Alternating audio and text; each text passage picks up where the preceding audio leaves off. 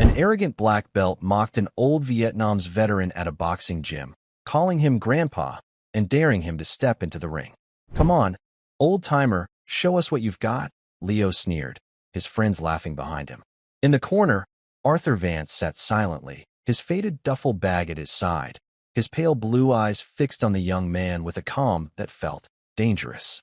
At 74, Arthur looked frail, a relic in a world of muscle and swagger. No one knew he'd once been a legend. No one knew why he'd vanished decades ago. And no one was ready for what would happen next, when this quiet, forgotten man finally stood up. Just before we dive in, let us know in the comments where you're watching from today. We love seeing how far these stories reach. And make sure you're subscribed so you don't miss tomorrow's special video. Now let's jump back in. Enjoy the story. He carried the stillness of old battlefields into a world that had forgotten them. He just wanted a place to be quiet, but the gym's loudest voice decided the old man needed to be taught a lesson. The afternoon light struggled through the tinted, floor-to-ceiling windows of Apex Striking Academy, a name chosen for marketing reports and social media tags. It was less a gym and more a brand. Gleaming chrome, neon logos, and rows of pristine heavy bags hung like soldiers at attention. The air, thick with the smell of sweat and disinfectant, vibrated with the thump of electronic music and the sharp crack of shins hitting pads. Arthur Vance stood just inside the glass doors, a relic in this temple of the new. At 74, his shoulders were slightly stooped, not from weakness, but from the habit of carrying unseen burdens for half a century. He held a simple canvas duffel bag, its faded olive drab a stark contrast to the slick, branded gear everyone else carried. His face was a roadmap of deep lines, and his eyes, a pale, steady blue, took in the scene with a quiet intensity that saw everything and revealed nothing. He moved with a slow, deliberate economy, his worn sneakers making no sound on the polished concrete floors. No one gave him a second glance. He was just an old man, out of place and invisible. At the front desk, a young woman with a bright, artificial smile and a headset was busy live-streaming her day at the desk. Behind her, a man in his late 30s leaned back in an expensive office chair, scrolling through his phone. This was Marcus Thorne, the owner. He had the manicured look of a man who sold fitness but didn't practice the discipline it required. His polo shirt was tight on his biceps, a little too tight, and a silver chain hung around his neck. "Can I help you?" Marcus asked, his tone suggesting he hoped the answer was no. He didn't look up from his screen. "I'd like to join," Arthur said. His voice was raspy, low and calm. Marcus finally looked up, his eyes doing a quick, dismissive scan. He saw the cheap clothes, the old bag, the weathered face. "We have a waiting list for our advanced programs," he said, a polite lie to brush him off. "And our basic membership is $500 a month. Probably a little steep." Arthur just nodded. He reached into his pocket and pulled out a worn leather wallet, counting out 5 $100 bills. He placed them neatly on the counter. The cash was old, soft, and creased. Surprised, and a little annoyed that his judgment was wrong, Marcus took the money. "Fine. Fill this out." He pushed a tablet and a stylus across the counter. "Don't hurt yourself, Grandpa." Arthur didn't react to the jibe. He painstakingly filled out the form, his large, calloused fingers moving slowly but precisely. He left the emergency contact field blank. He slid the tablet back, took the keycard Marcus offered, and walked toward the locker room. He found a spot on a bench in a quiet corner of the main training floor, a place where he could see the entire gym without being in the way. He didn't train. He just sat and watched. He watched the boxers, their movements flashy but inefficient, their guards sloppy. He watched the Muay Thai fighters, throwing powerful kicks, but leaving themselves dangerously exposed. He saw instructors correcting for aesthetics, for what looked good on camera, rather than for what was effective. They were teaching sport, not survival. Across the gym, a young man held court. This was Leo, the gym's prodigy. At 22, he was a second-degree black belt in Taekwondo, a regional kickboxing champion, and the star of Apex's social media feed. He was handsome, athletically gifted, and deeply in love with the sound of his own voice. He moved with a peacock swagger, each perfectly executed kick or punch punctuated by a pose for the ever-present phones of his admirers. "And that's the difference between a master and a novice," Leo was saying to a small group of followers, demonstrating a complex spinning kick that ended inches from his training partner's head. It's about control, precision, art. He caught sight of Arthur sitting on the bench, a silent, unmoving figure in the corner. Leo smirked. "Yo, check it out," he said to his friends, loud enough for half the gym to hear. "Looks like the senior center is offering a field trip." A wave of snickers followed. Arthur's expression didn't change. His gaze shifted from Leo to a young woman struggling at the far end of the gym. Her name was Sarah. She was in her early 20s, and she moved with a frustrated, desperate energy. She had natural power, but her technique was raw, her movements hesitant. She was working a heavy bag, throwing combinations with all her might, but her feet were all wrong. She was off balance, telegraphing every move, and growing more discouraged with each sloppy punch. The coaches largely ignored her, focusing their attention on promising fighters like Leo or on clients who paid extra for private sessions. Hours passed. The gym's population swelled and then thinned. Arthur remained. As the evening wore on and the gym began to empty, he finally stood, stretching his back with a soft groan. Sarah was still there, her hands now wrapped around her knees as she fought to catch her breath, staring at the heavy bag as if it were an unbeatable enemy. Arthur walked over to the water fountain near her station. On the way back, he paused beside her. He didn't say a word, just stood there for a moment. Sarah looked up, startled. She had barely noticed the old man before. "Your back foot," Arthur said, his voice quiet. "You're letting it drift. It's stealing your power." Sarah stared at him, confused. He didn't look like a trainer. He looked like someone's grandfather who had wandered in off the street. But there was a calm authority in his voice, a certainty that made her listen. "Plant it," Arthur continued. "Turn your hip into the punch. The power doesn't come from your arm. It comes from the ground." He demonstrated, not by punching, but with a simple, slow-motion turn of his body. It was a small, almost imperceptible movement. But it was perfect. Sarah watched, then mirrored the motion. She planted her back foot, focused on her hip, and threw a right cross. The bag shuddered. The sound was different. Not a slap, but a deep, solid thud. It echoed in the nearly empty gym. Sarah's eyes went wide. "Whoa, it's just mechanics," Arthur said with the faintest hint of a smile. "Same today as it was 1,000 years ago." Before she could thank him, a sharp voice cut through the air. "Hey!" It was Marcus, striding over with a look of pure irritation. "Leave my clients alone. You're not a trainer here. Your membership doesn't cover giving unsolicited advice." Arthur had been absently tightening a loose strap on the heavy bag's anchor. He stepped back immediately. "My apologies," he said, giving a slight, respectful nod. "I meant no harm."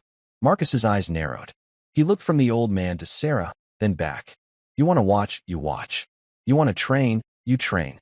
You don't coach. We clear on that?" "Crystal," Arthur replied. His face was a placid mask. As Marcus walked away, muttering about liability, Sarah gave Arthur a grateful look. She returned to the bag, planting her foot just as he'd shown her, and the solid, satisfying thud echoed through the gym again and again. As closing time approached, the staff began their cleanup routine. Arthur approached Marcus, who was at the front desk, frowning at the day's revenue report. "Do you mind if I sweep up?" Arthur asked. Marcus grunted without looking up. "Knock yourself out." He assumed the old man was bored or looking for a handout. Arthur took a broom and began to sweep the massive training floor. He moved with a methodical grace, his work steady and thorough. He cleaned with the quiet diligence of a man who respected the space, even if the people in it didn't respect him. When the floors were clean and the last of the members had departed, he went to a dark corner of the gym, set down his old duffel bag, and began to warm up. He stretched slowly, his movements fluid, deliberate. Then, he began to shadowbox. The change was instantaneous and profound. The slightly stooped, slow-moving old man was gone. In his place was a fighter. His feet barely seemed to touch the floor as he moved, his head constantly slipping invisible punches. His hands, held loosely in front of his face, moved in a blur, tracing lethal patterns in the air. There were no flashy kicks, no wasted movements. Every block, every parry, every phantom strike was brutally efficient.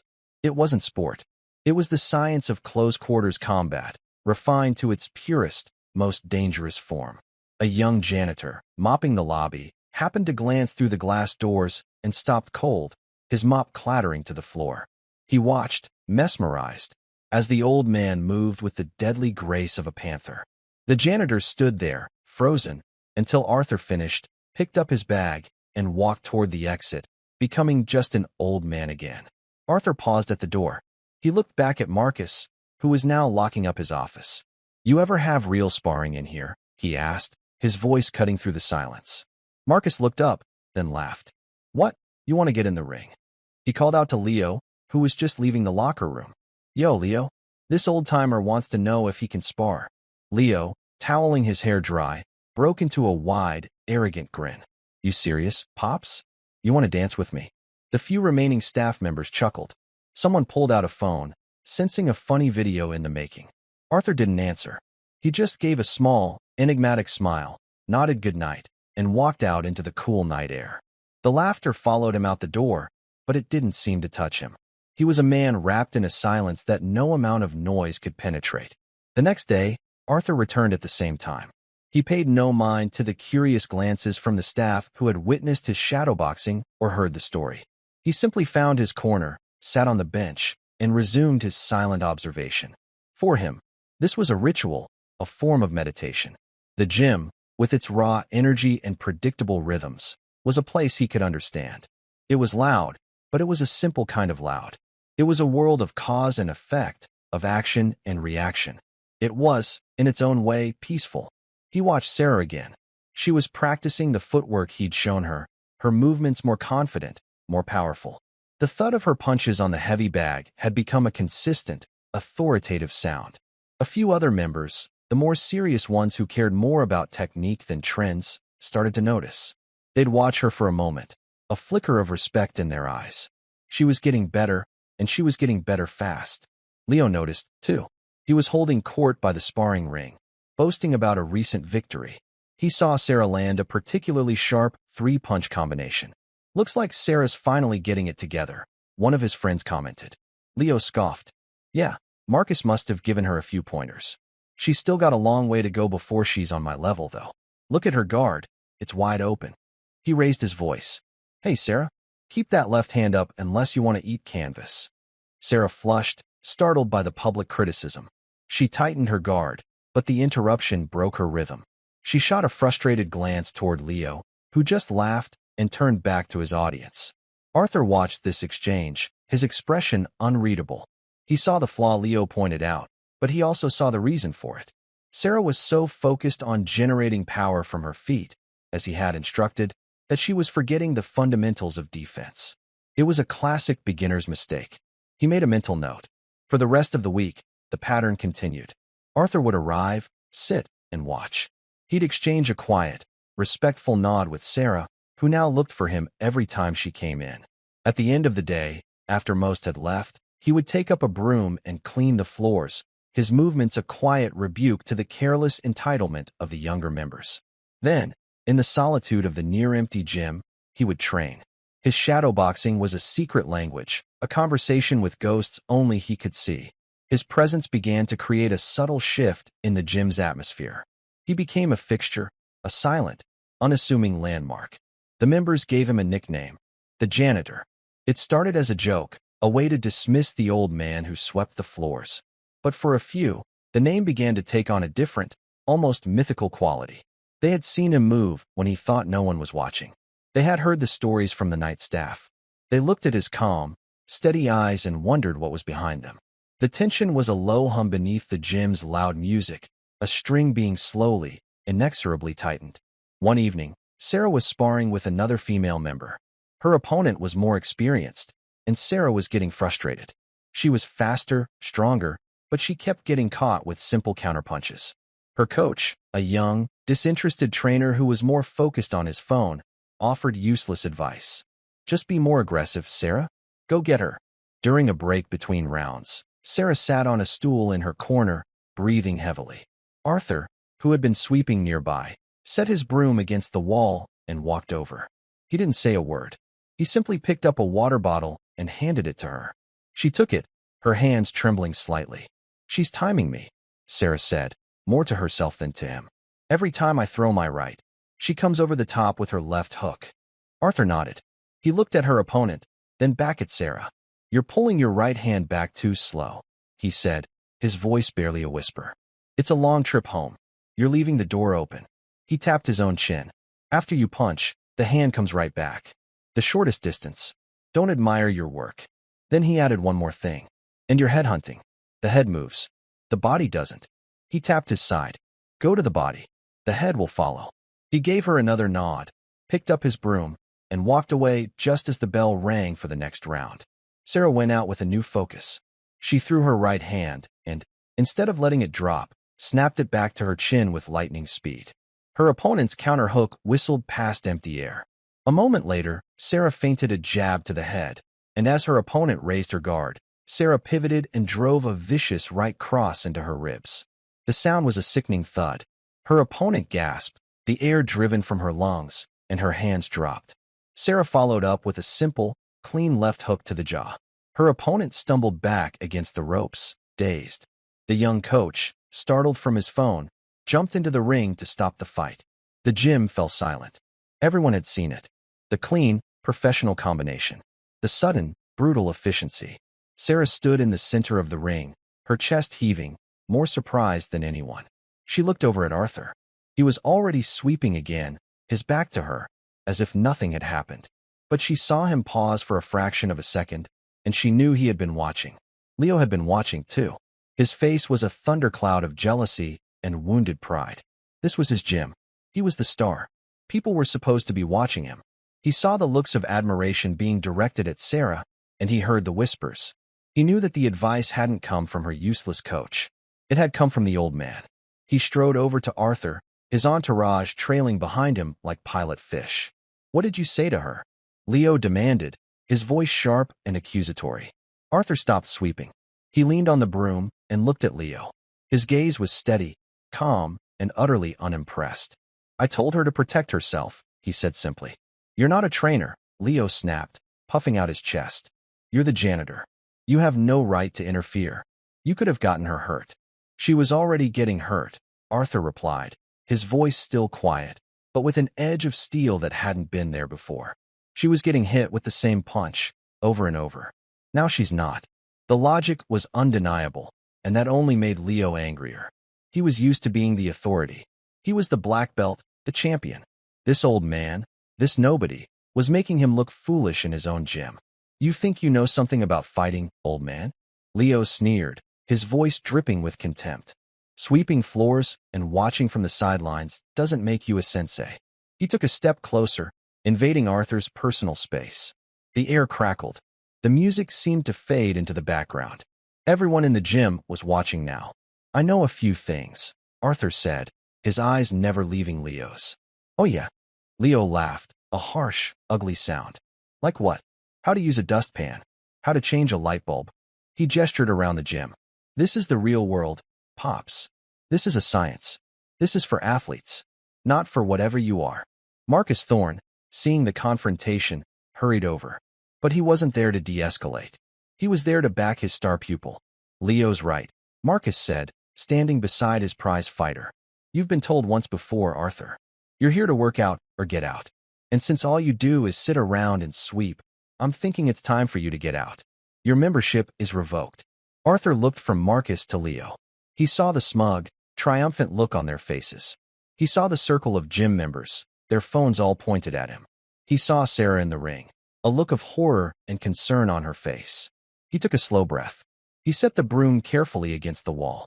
Then he turned his full attention to Leo. "You talk a lot about control," Arthur said, his voice clear and resonant in the suddenly quiet gym. "About precision. Art." He took a small step forward, and for the first time, Leo felt a flicker of uncertainty. The old man's placid demeanor had been replaced by something else, something ancient and dangerous. "You're not an artist. You're a performer. You train for points. For applause." Arthur's gaze was like a physical weight. "You don't know the difference between a sport and a fight." Leo's face turned crimson with rage. This was the ultimate insult. He was a champion. He had trophies. He had a record. He had followers. "Is that a challenge?" Leo spat, his voice trembling with fury. "Because I would love to teach you the difference.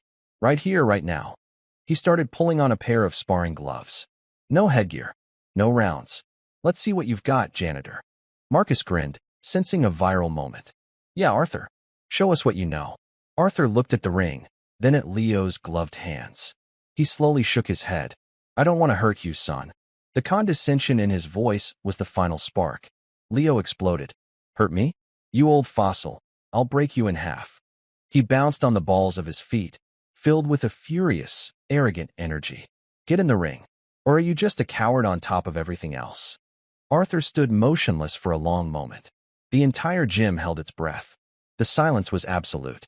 He looked at Leo's youthful, angry face, and for a fleeting instant, his own eyes were filled with a profound, soul-deep weariness. It was the look of a man who had seen too much violence, who had waded through oceans of it, and had hoped to never feel its pull again. But some things, it seemed, you could never outrun. He unzipped his old canvas duffel bag. He didn't pull out gloves or hand wraps. He simply took off his worn-out sneakers, placing them neatly beside the bag. Then, in his socks, he walked slowly toward the sparring ring, slipped between the ropes, and stood in the center, waiting. The entire gym went silent. The silence in the gym was a living thing, heavy and absolute. The thumping bass of the sound system had been cut off, leaving only the faint hum of the overhead lights. Every eye was locked on the two figures in the ring. It was a tableau of contrasts. Youth and age, arrogance and stillness, the peacock and the stone. Leo bounced on his toes, shaking his arms loose. He was in his element. The ring was his stage, and he had an audience. He sneered at Arthur, who stood perfectly still in the opposite corner, his hands held loosely at his sides. He wasn't even in a fighting stance. He was just standing there, breathing. You're going to regret this, old man, Leo spat. I'm going to make an example out of you. Arthur didn't respond. His pale blue eyes were fixed on Leo, but they weren't looking at his face. They were looking at his feet, his hips, his shoulders. He was reading the boy like a book he'd read 1,000 times before. Marcus, standing ringside, yelled, Finish him quick, Leo. Someone else wolf whistled. The small crowd of onlookers, phones held high, pressed closer to the ropes, hungry for the spectacle. Leo decided to give them one. He opened with his signature move, a flashy, lightning-fast tornado kick. It was a move that had won him trophies, a spinning, aerial assault that was as beautiful as it was intimidating. He launched himself into the air, his body a blur of controlled violence. For the crowd, it was an explosion of motion. For Arthur, it was a slow, predictable sequence of tells. He saw the dip of Leo's shoulder an instant before the kick began. He saw the shift in weight to the plant foot. He saw the telegraph of the turn. As Leo's foot sliced through the air where Arthur's head had been, Arthur was no longer there. He hadn't ducked. He hadn't jumped back. He had simply taken one small, precise step to the side. It was a movement of inches, utterly efficient, and it made all of Leo's explosive effort completely useless. Leo landed awkwardly, his momentum carrying him off balance. He stumbled, catching himself on the ropes, his back now turned to Arthur. The crowd gasped. The perfect, graceful champion had almost tripped over his own feet. Humiliation burned in Leo's cheeks. He spun around, his face contorted with rage. You got lucky, he screamed. He charged forward, throwing a flurry of punches, fast, crisp, textbook jabs and crosses. They were the kind of punches that looked great on a heavy bag. Arthur's hands came up, not in a rigid guard, but in a fluid, moving shield. He didn't block the punches, he redirected them. A slight turn of the wrist here, a subtle tap of the palm there. Leo's glove slid past Arthur's head, glancing off his shoulders, never once making solid contact. It was like watching a man try to punch water. Arthur's feet barely moved. He swayed and shifted, a tree bending in a storm, his roots anchored to the canvas. Leo threw punch after punch, his frustration mounting with each miss. He was faster, stronger, younger. He was a champion. Why couldn't he hit this old man? He was breathing heavily now, his movements becoming wilder, sloppier. He's playing with you, Leo, someone in the crowd shouted, followed by a ripple of laughter. The laughter was like fuel on a fire. Leo let out a roar of pure fury and threw a wild haymaker, a looping right hand with all of his weight and anger behind it. It was a knockout punch, a desperate, undisciplined blow. This time, Arthur didn't parry. He didn't slip. He moved into the punch. In the split second that Leo's arm was extended, Arthur stepped inside the arc of the blow.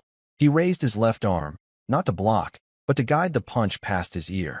At the same time, his right hand, open-palmed, shot forward. It wasn't a punch. It was a short, sharp, almost casual strike. It connected with Leo's solar plexus. The sound was nothing like a glove hitting a body. It was a dull, wet thump. All the air in Leo's lungs vanished in a single, silent explosion. His eyes went wide with shock and pain. His body went rigid. His forward momentum stopped, as if he had run into a brick wall. A strangled gasp escaped his lips. His powerful, athletic body, which had been a whirlwind of motion just a second before, was suddenly a statue. Arthur was already retracting his hand as Leo's knees buckled. He caught the younger man by the bicep before he could fall, holding him up. He leaned in close, his voice a low, gravelly whisper meant only for Leo. "The fight was over before you threw your first kick," he said. "You move when you want to. A fighter moves when he has to. There's a difference." He held Leo for a moment longer, letting the pain and the lesson sink in. Then, he gently lowered him to the canvas. Leo curled into a fetal position, gasping for air, his face pale and slick with sweat. He wasn't beaten. He was broken. The gym was a tomb. The phones that had been held high to record a humiliating beatdown were slowly lowered. The smirks and laughter were gone, replaced by expressions of pure, unadulterated shock. They had not just seen an old man win a fight. They had seen a master dismantle an expert. They had witnessed two completely different languages of violence, and one had just proven the other to be nothing more than noise. Marcus Thorne stared, his mouth hanging open. His star fighter, his cash cow, was a wheezing, crumpled heap on the floor. And the old man, the janitor he had just tried to throw out, stood over him, not even breathing hard. Arthur stood in the center of the ring, a lone, still figure in the sea of silence. He looked down at Leo, not with triumph, but with a deep, profound sadness in his eyes. He had not wanted this. He had not come here for this. This was a ghost he had been trying to outrun his entire life. He looked out at the stunned faces in the crowd. Their shock would soon turn to questions. He knew what would come next. The whispers, the stories, the unwanted attention. His peace was shattered. Without another word, he stepped between the ropes. He walked over to his corner of the ring, picked up his worn-out sneakers, and then walked to his old canvas duffel bag. The crowd parted for him as he moved, a silent, fearful wave. He didn't look at any of them. Sarah was standing near the door, her hand over her mouth, her eyes shining with tears and awe. As Arthur passed, their eyes met for a fraction of a second. He gave her the slightest of nods, a silent acknowledgement, and then he was gone. He walked out the glass doors and disappeared into the anonymity of the evening, leaving behind a gym filled with the deafening sound of silence and a question that hung in the air like smoke. Who was that man? For a full minute after the glass door swung shut behind Arthur, the gym remained frozen in time. The only sound was Leo's ragged, painful gasps as he struggled to get his wind back. The sight of their champion, the untouchable black belt, curled on the canvas like a child, was so fundamentally wrong that it broke their understanding of the world. Marcus Thorne was the first to snap out of it. Panic and fury warred on his face. He rushed to Leo's side, not out of concern, but to assess the damage to his investment. "Leo, get up. Are you okay? Get up." Leo just groaned, waving a weak hand. The physical pain in his solar plexus was already fading, but it was being replaced by a deeper, colder agony, humiliation. He had been taken apart, effortlessly, in front of everyone. The video of his perfect tornado kick, now a symbol of his failure, was still on dozens of phones. The gym members finally began to stir, breaking into a chorus of hushed, incredulous whispers. "Did you see that? He didn't even punch him. It was like a magic trick. 1 second Leo's throwing a knockout, the next he's on the floor. Who the hell was that guy?" The question rippled through the crowd. The janitor, the quiet old man who swept the floors. They looked at the broom still leaning against the wall as if it were some kind of mystical artifact. Marcus, realizing the PR disaster unfolding, started damage control. "All right, show's over. Everybody back to your workouts. Now." His voice was shrill, lacking its usual authority. No one listened. The spell was broken, but the aftermath was far more compelling than any workout. He turned his anger on the staff. Somebody get him some water. And you, he jabbed a finger at the young janitor who had witnessed Arthur's shadowboxing. Go check the security cameras. I want every angle of that old man. Name, address, everything. He signed a waiver, but I'm going to ruin him for this. While the staff scrambled, Sarah walked over to the ring. She looked down at Leo, not with the awe she felt for Arthur, but with a flicker of pity. He looked small and lost. Then she looked at Marcus, her expression hardening. You forced him to do that, she said, her voice clear and steady. You and Leo. You cornered him. You mocked him for weeks. This is your fault. Marcus whirled on her, his face red. My fault. That old lunatic assaulted my top fighter. He's lucky we don't call the cops. Assault. Sarah scoffed, her voice rising. Leo challenged him. Leo threw the first punch. And the second, and the third. Arthur just finished it. He didn't even want to fight. A few other members nodded in agreement, murmuring their assent. They had all seen it. They had all heard Leo's taunts, Marcus's goading. The narrative Marcus was trying to spin was already falling apart. Defeated, Marcus stormed off toward his office to check the membership files. He pulled up Arthur Vance's digital form. It was sparse. Name, Arthur Vance. Age, 74. Address, a P.O. box in a town 30 miles away. Phone number, disconnected. Emergency contact, blank. He had paid in cash. For all intents and purposes, the man was a ghost. He had walked in from nowhere and returned to it. Meanwhile, Arthur walked through the cooling twilight. The city lights were beginning to glitter, but he barely noticed them. He didn't walk with the triumphant stride of a victor, but with the heavy, measured pace of a man carrying a familiar burden. The brief, brutal efficiency in the ring had woken things up inside him, memories and feelings he had spent decades trying to bury. The adrenaline was gone, leaving behind the hollow ache of regret. He hadn't felt anger toward the boy. He had felt a tired pity. He saw in Leo's arrogant swagger the same blind confidence he had seen in countless young men, boys really sent into the jungle so long ago. Boys who thought they were invincible, right up until the moment they weren't. His route was simple, leading him away from the busy commercial district and into a quieter, older part of the city. He stopped at a small, unassuming brick building with a simple sign out front. Veterans of Foreign Wars, Post 78. Inside, the light was dim, the air thick with the smell of stale beer and old wood. A few other old men sat at the bar or at small tables, nursing drinks in companionable silence. They were men like him, men who wore their history in the lines on their faces and the quiet in their eyes. No one asked questions here. No one needed to. He took a stool at the far end of the bar. The bartender, a fellow Vietnam vet with a prosthetic leg, nodded a greeting. The usual Artie? Arthur nodded. Please, Frank. Frank placed a glass of ice water and a bottle of club soda on the bar. Arthur didn't drink. He had seen what alcohol did to men who were trying to drown their ghosts. It only taught the ghosts how to swim. He sat there for hours, the quiet hum of the bar a balm on his frayed nerves. He wasn't thinking about the gym, about Leo or Marcus. He was thinking about a lifetime ago, about the suffocating heat of a jungle canopy, about the weight of a ruck on his back and a rifle in his hands. He was thinking about the specialized training he had received, a brutal curriculum designed not for sport, but for survival at all costs. Close quarters combat. The art of silent, swift neutralization. Skills you were never supposed to use in the civilized world. Skills that, once learned, were impossible to forget. They became a part of you, a dark stain on your soul. He had come home from that war with a chest full of medals he never wore and a head full of memories he could never escape. He had tried to build a quiet life, a life of peace, to atone for the violence of his youth. He worked simple, solitary jobs. He kept to himself. He asked for nothing. And for 50 years, he had succeeded. Until tonight. Tonight, the ghost had gotten out. Back at Apex Striking Academy, the atmosphere was funereal. Leo had showered and changed, but he couldn't wash away the humiliation. He sat on a bench in the locker room, staring at his hands. These hands had won him trophies. They were registered as weapons, and they had been useless. He replayed the fight in his mind. The old man's movements. The way he had stepped into the punch. The calm, sad look in his eyes. You don't know the difference between a sport and a fight. The words echoed in his head, a damning verdict on everything he had built his identity upon. His art, his precision, his control, It had all been a performance. A dance. The old man hadn't been dancing. He had been ending a threat. The gym was different the next day.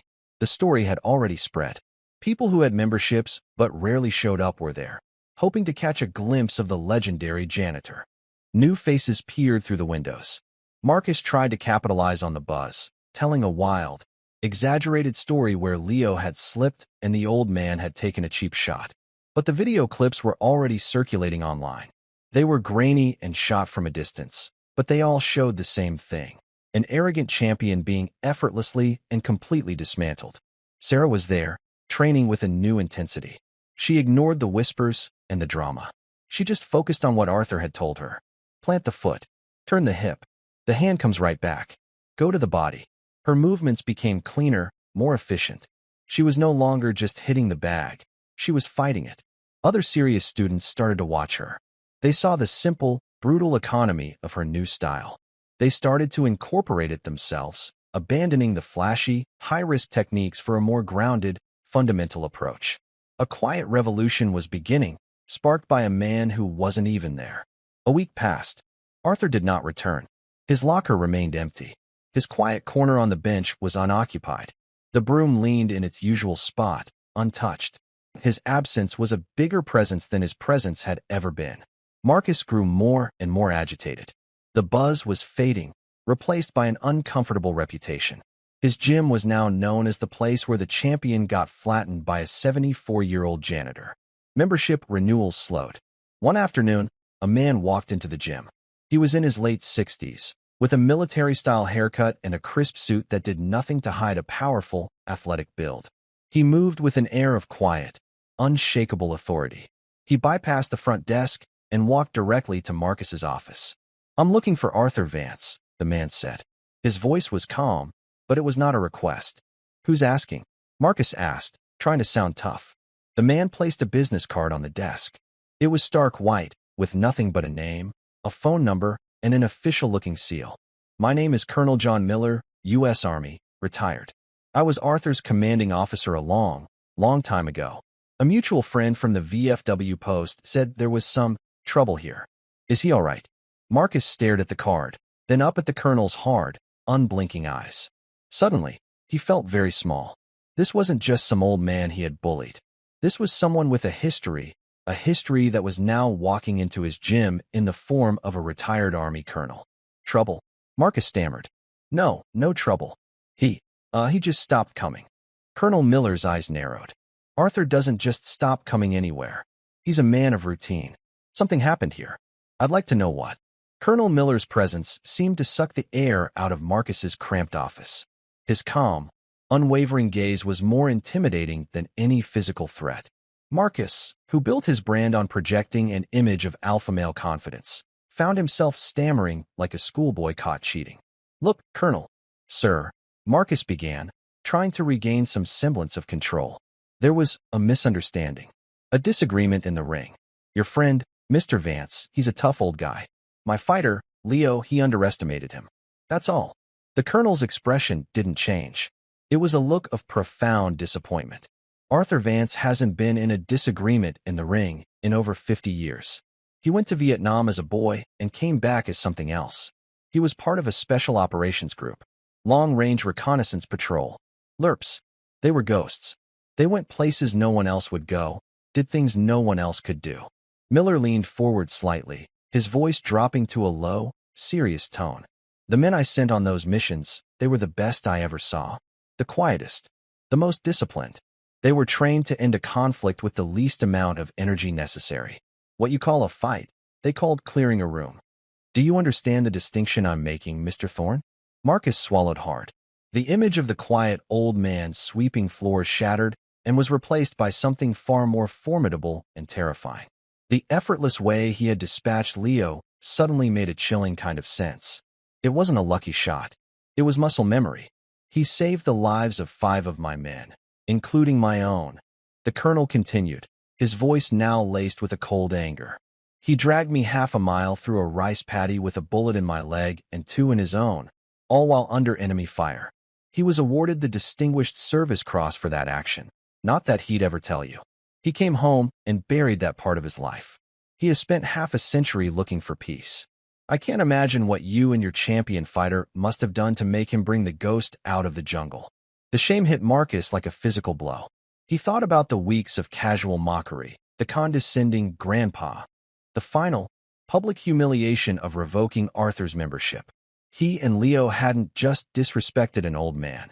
They had desecrated a hero's sanctuary. "Where can I find him?" Marcus asked, his voice barely a whisper. The question wasn't about legal liability anymore. It was about the sudden, crushing weight on his own conscience.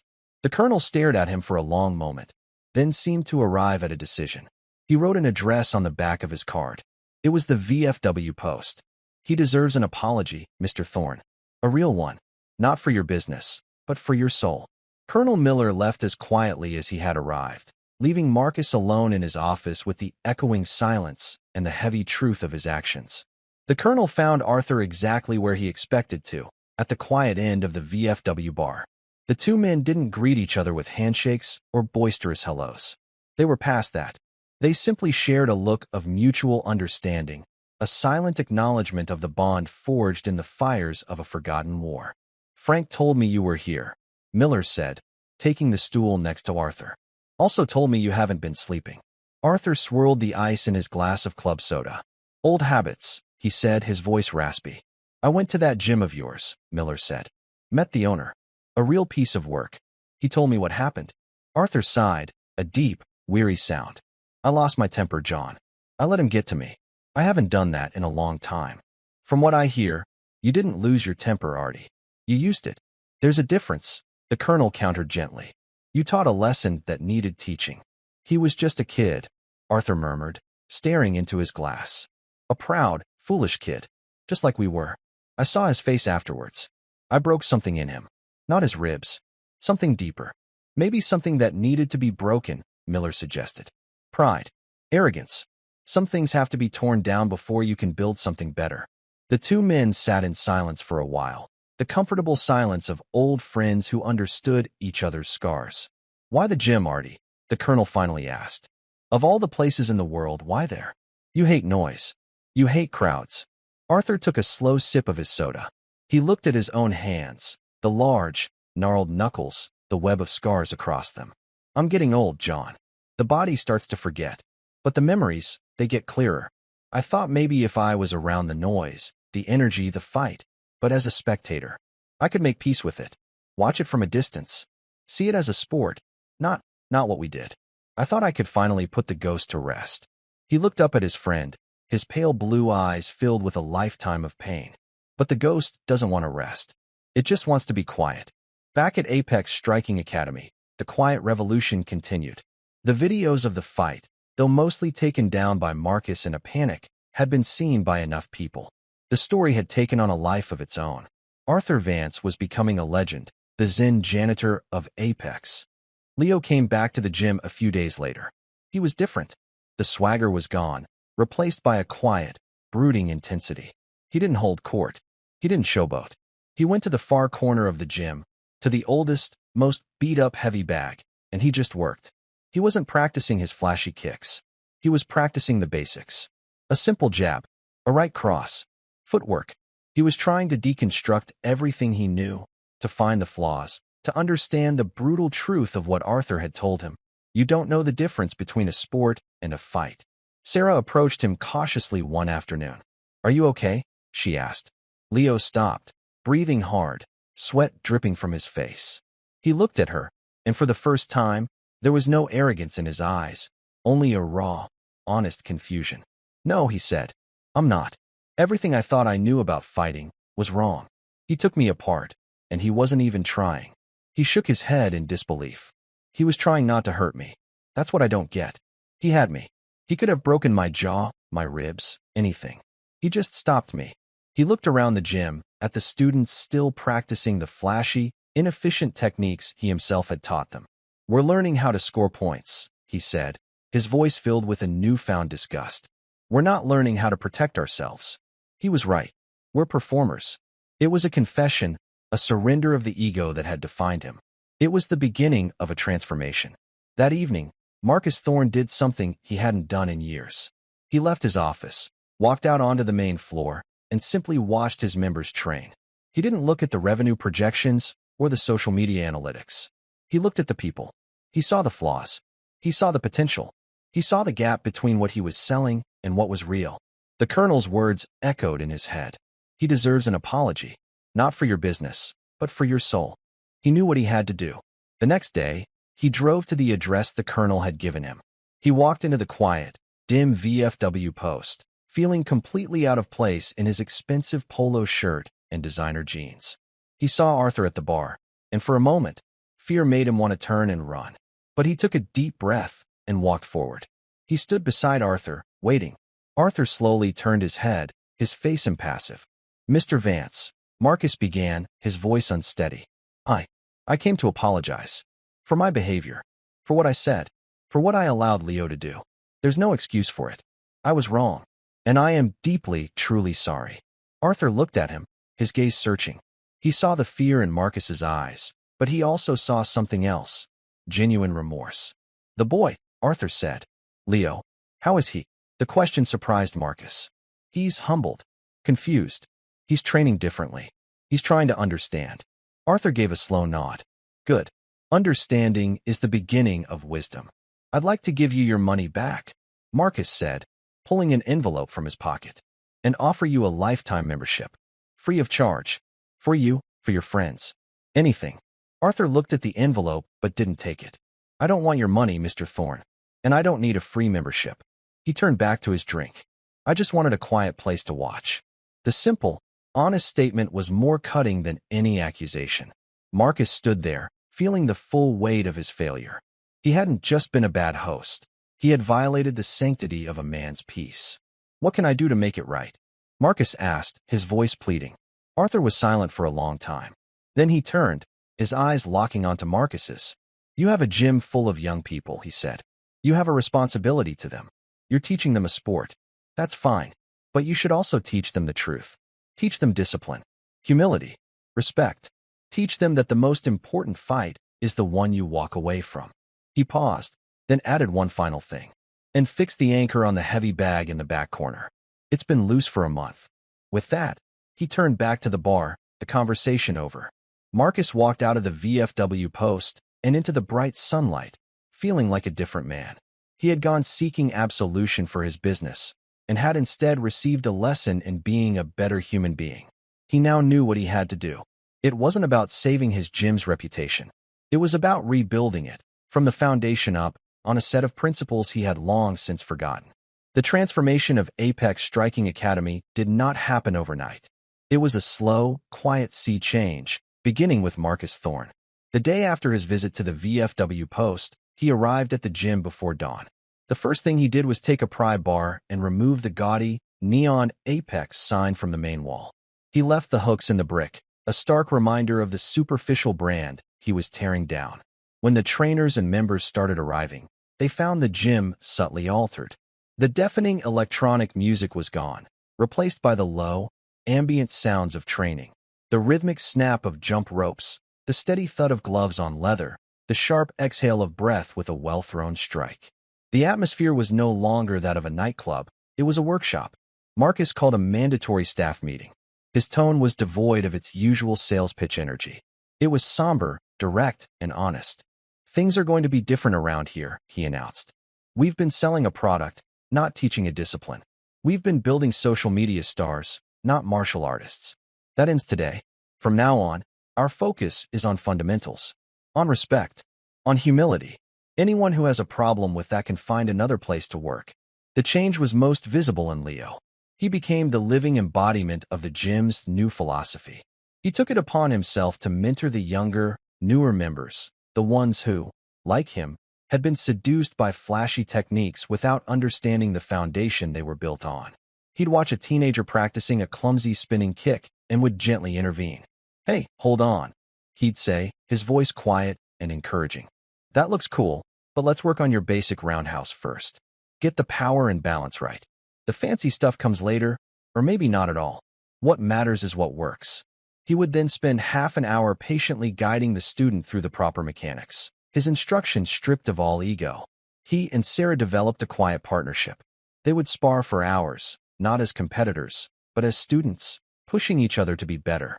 They analyzed each other's movements, pointed out flaws, and celebrated small breakthroughs. The rest of the gym saw their dynamic and learned from it.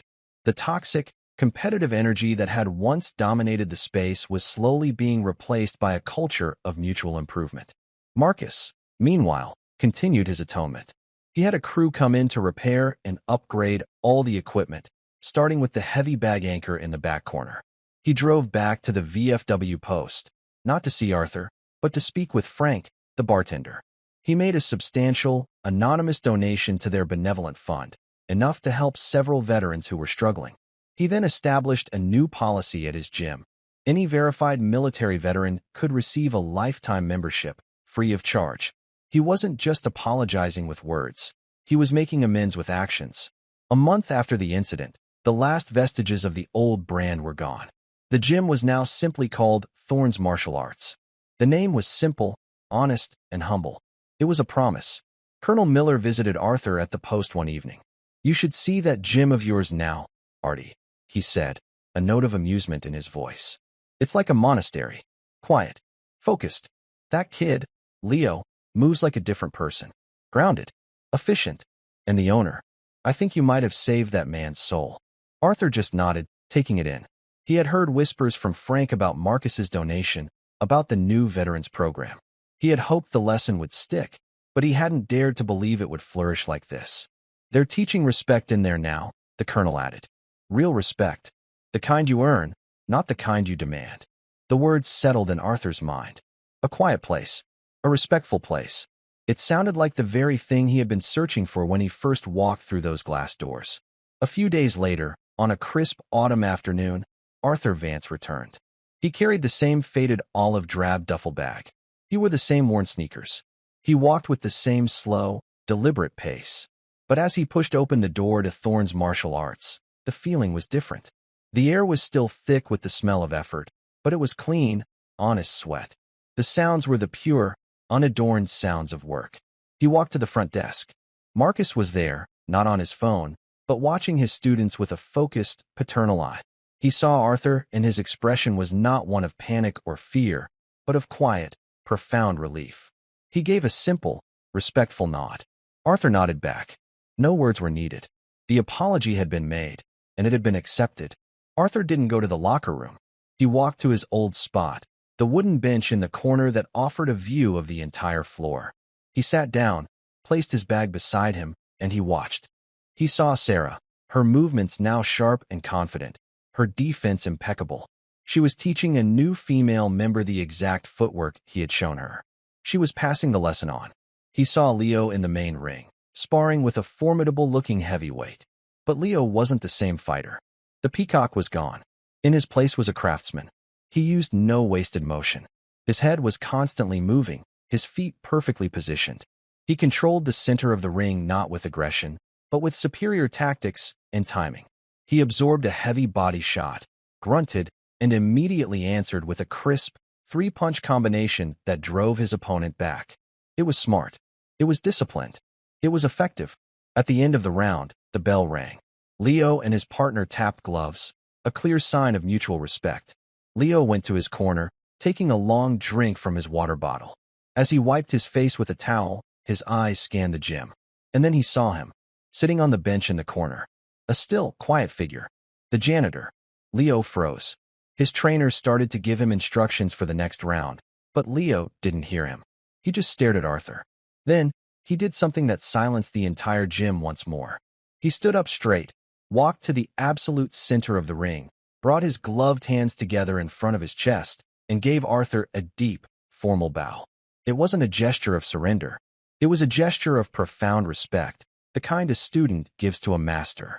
Sarah, seeing Leo's action, turned and saw Arthur. She stopped her instruction, put her hands together, and bowed as well.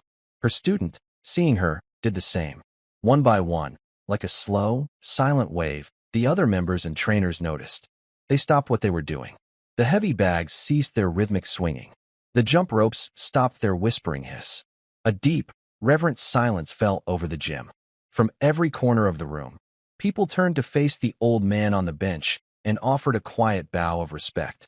Marcus Thorne stood by the front desk, watching, his eyes glistening with emotion. Arthur Vance sat on his bench, surrounded by the silence. This was not the stunned, fearful silence of his last visit. This was a silence of honor, of gratitude, of understanding. The young black belt who had ridiculed him as a joke had just led the entire gym in a tribute to him. The man who had only wanted to be invisible was now seen for exactly who he was: a teacher, a protector, a quiet pillar of strength. He had walked in seeking peace from his ghosts. By confronting one final battle he didn't want, he had inadvertently built the very sanctuary he was looking for. A small, slow smile graced Arthur's lips for the first time. It was a smile of acceptance, of contentment. He looked at the faces before him, young, strong, respectful, and he gave a single, slow nod of acknowledgement. The ghost was quiet. He was home. Thank you for following this story. If you enjoyed it, please subscribe and share your thoughts below. Where are you watching from? Let us know in the comments. Stay tuned for more immersive stories.